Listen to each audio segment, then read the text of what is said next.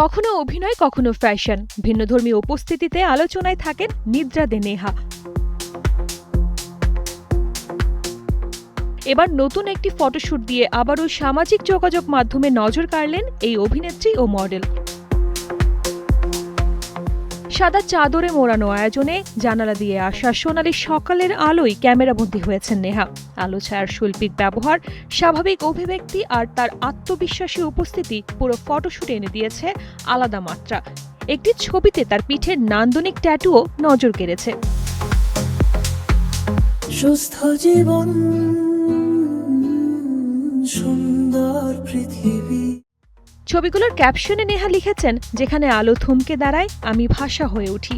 এই ক্যাপশনও ভক্তদের দৃষ্টি আকর্ষণ করেছে। ছবি প্রকাশের পর থেকেই মন্তব্যের ঘরে প্রশংসার বন্যা বইছে। অনেকেই তার নতুন লুক ও শৈল্পিক উপস্থাপনাকে দারুণ বলে মন্তব্য করেছেন।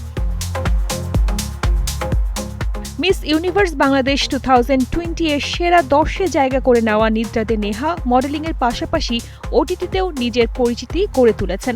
আধুনিক বাংলা হোটেল ও শরতের জবা ওয়েব সিরিজে অভিনয়ের পর এবার এই নতুন ফটোশুট দিয়েই আবারও আলোচনায় উঠে এলেন তিনি। শার্লিন সুমি, কালের কণ্ঠ।